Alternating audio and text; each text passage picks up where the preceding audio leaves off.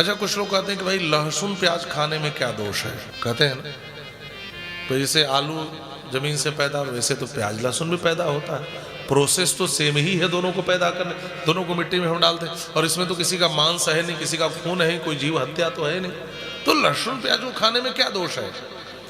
कहा देखो, मांस खाने वाला दोष तो नहीं है, जो दोष मांस खाने का वह दोष तो लहसुन प्याज में नहीं है, लेकिन लहसुन प्याज खाने के लिए इसलिए निषिद्ध किया गया कि यह हमारे यहाँ तामसी आहार में माना गया। लहसुन प्याज खाने से तमोगुण बढ़ता है। ये मांस की तरह किसी की जीव हत्या आप नहीं कर रहे हैं, ठीक है, सही है, लेकिन ये तमोगुणी है, इसको तमोगुणी माना गया है। इसको खाएंगे और आप सोचेंगे कि हमारे भीतर सत्व गुण की वृद्धि हो, तो नहीं हो। आप किसी का गर्दन काटने चले तो मन लगेगा, और आप बैठ करके आराधना प्रार्थना स्तोत्र पढ़ना चाहें तो मन नहीं लगेगा। तमोगुण बढ़ेगा आप में, सत्व गुण नहीं बढ़ेगा। यह है लहसुन प्याज निषिद्ध करने के पीछे का रहस्य। लहसुन प्याज मत खाओ। हमारे शास्त्र वेत्ताओं ने, हमारे ऋषियों ने इस चिंतन के साथ बताया है।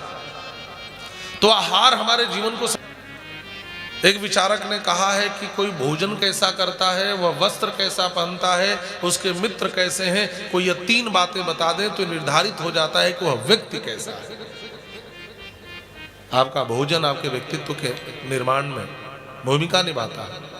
आप कैसा वस्त्र पहनते हैं, यह भी आपके व्यक्तित्व का द्योतक है महाराज। आप कैसे वस्त्र पहनते हैं। मैं जा रहा था तो खादी ग्राम उद्योग की दुकान के बाहर लिखा था, मुझे अच्छा लगा कि वस्त्र नहीं विचार है। तो हमने कहा खादी वस्त्र न होकर विचार है, लेकिन एक संदेश बड़ा अच्छा है कि वस्त्र पहनने में भी विचार तो करना ही चाहिए। यह बात अच्छी है कि हम वस्त्र भी विचार करके पहने। कुछ भी पहन लेना, परिधान, यह भी आपके व्यक्तित्व को प्रभावित करता है। तो वस्त्र भी विचार करके पहनो और मित्र भी विचार करके बनाओ। हमेशा अच्छे मित्र बनाना, संगति अच्छे लोगों की करना। जो पतनोन्मुख हैं, जिनकी गति नीचे की ओर है, उनसे दोस्ती मत करो। दोस्ती हमेशा अच्छे लोगों से करो। यदि आप पढ़ने वाले, पढ़ाई करने वाले विद्यार्थी, तो हम उनसे कहते कमजोर विद्यार्थी से मित्रता करके क्या लाभ होगा, और जो बुद्धिमान है, जो विद्वान है, उससे दोस्ती करो तो लाभ होगा। उसकी संगति में रहो, अच्छे लोगों की संगति करो। और गोस्वामी जी ने तो क्या सुंदर उदाहरण दिया है महाराज, अद्भुत उदाहरण है। धूल से आप परिचित है ना, यहां भी उड़ रहा है को धूल जब पानी का साथ करता है तो कीचड़ बनता है। ये जिधर ढाल होगा, जिधर गड्ढा मिलेगा, उधर बहेगा। पानी हमेशा नीचे की ओर जाता है और हवा हमेशा ऊपर की ओर। उनकी संगति करो जो नीचे की ओर जाने वाले हैं। नीच बुद्धि लोगों के साथ कभी दोस्ती मत करो। गगन चढ़ई रज पवन प्रसंगु, और कीचहि मिलई नीच जल संगु। इस सिद्धांत की बात गोस्वामी जी ने बताई है।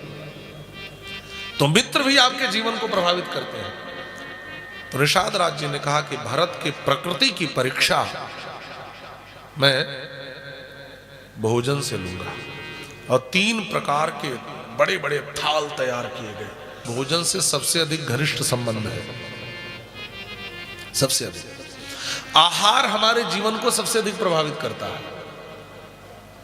ये जो हमारी जीवन को प्रभावित करता है, हर आहार।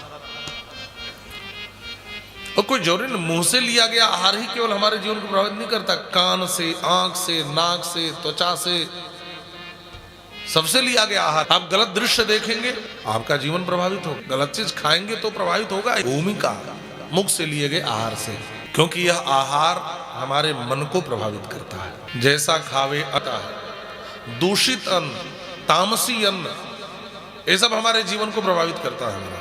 और कोई तामसी भोजन करे और सोचे मैं धर्म कर्म करूं, मन ही नहीं लगेगा, क्योंकि मन का निर्माण, मन में तामसी वृत्ति नहीं आएगी।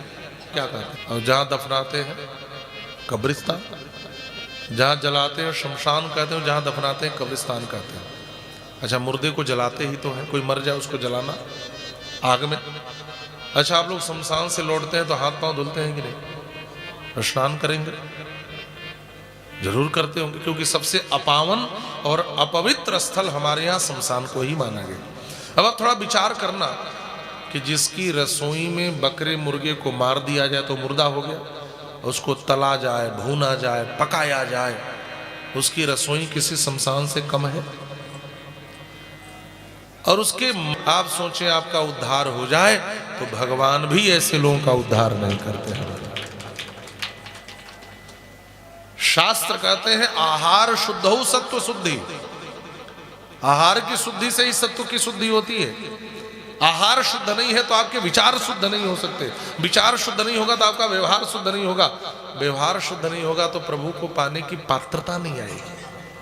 मैं हमेशा कहता हूं कि देखो अध्यात्म के क्षेत्र में कदम बढ़ाना हो तो सबसे पहले आहार को शुद्ध करो, खाने पीने का विवेक रखो।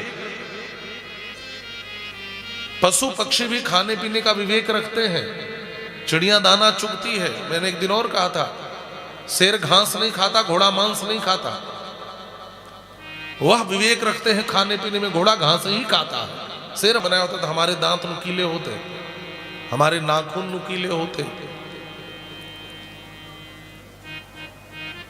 एक ने बड़ी सुंदर बात बताई, हमें बात समझ में आई कि जो होठ से पानी पीते हैं वह शाकाहारी है, जो जीभ से पानी पिए वो मांसाहारी है। हम लोग तो होठ से पानी पीते हैं, कौन जीव शाकाहारी कौन मांसाहारी पहचानने के लिए एक बड़ा सरल उपाय बताया उन्होंने, तो मुझे अच्छा लगा। जो जीभ से पानी, एक विशाल बड़ी